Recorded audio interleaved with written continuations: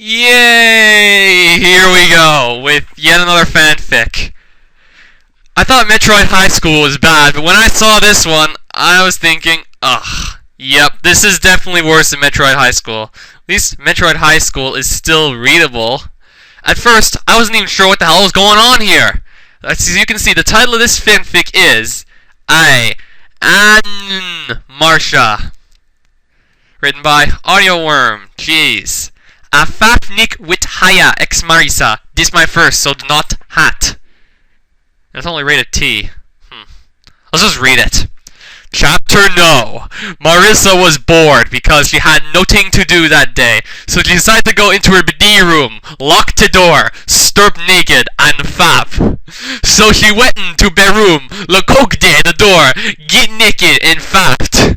But when she was done, she thought she saw someone out the window. She looked out too, but no one was there. Oh well, she thought. That felt good. So Marisa read Bokos for some hours and went to drink's sake. But then she heard a knock on the door. She answered. It was Remu. Hi, Remu, said Marisa. Hi, said Remu.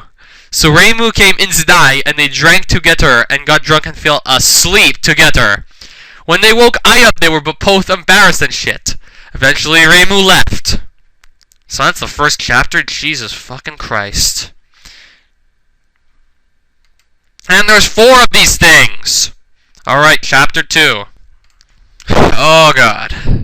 Chapter 2. Some days later, after the update of previous chapter, Marisa was fapping in her bathtub while taking bath, because the hot water felt the goo on her skin, Oh yes, she thought as he came. Her head fell onto the side of the bath goof and she saw out the window. Her ears widened as she saw someone was there. The someone was none other than Aoya Shamuriamaru. She screamed and converted her tits with her hands and quickly ran outside, but Marisa jumped out the window and shot Master Spark 111. Aya fell and Marsia pinned her. What the fuck were you doing? She yelled at Aya. She sighed, I'm sorry. But I was slacking you. Marsia looked away as she felt herself give blush. So what's that to you? I thought Marisa to 0 in her day. Yes, Isa said, but I can't help it. Why the hell not? Marisa shouted, her anger suddenly back. Aya looked into her yeast. Because I love you. Marisa was silent at first, but then she leaned forward and kissed Aya because she loved for her too. They made out there before Marsia remembered she was naked. She blushed. Aya smickled and talked her back to her house, pushed her onto couch, got anked, and they had sex. Chapter 3. Several weeks later had passed since that fad to fill night. Marisa and Aya were going on now. They really loved each other and had sex often. Then one day, something happened. Maris and Aya were sharing a bento. Author's note, Japanese for Lungkafa box, lol. At Isa house when Mojimi was out running errands. Suddenly, the door burst open. Yakuza stormed in and pointed guns at them. What do you want? Marisa shouted. And the leader walked up to Aya. He had black trousers as in dress shios. He wore no shirt and his tanned body was covered in tattoos. He carried an ornate black zero and red samurai sword. You, he said, looking at Aya. Men grabbed her arm. She struggled, but it was no use. Aya! Marisa yelled, mad. She started shooting at the men and nearly destroyed the house with the gi lasers. She cut lots of Yakuza, but the evil cult leader escaped with Aya. Marisa kneeled to the ground and cried. Soon Momiji came home. What the hell happened, Gear? She asked. Maris. Look up. Yakuza took Aya, she said. Momiji gasped and tears welled up in her eyes. This is horrible, she said. We have to get her back. Yes, Marisa said. But what can we do? We will need the help, Momiji said. The duo went off and asked for some of their friends to help out her. Some brought their friends. Soon they had Reimu, Sakuya, Homeiling, Yumu, and Ryusuke. They all said of. Wow, we're already gonna end this crappy fanfic.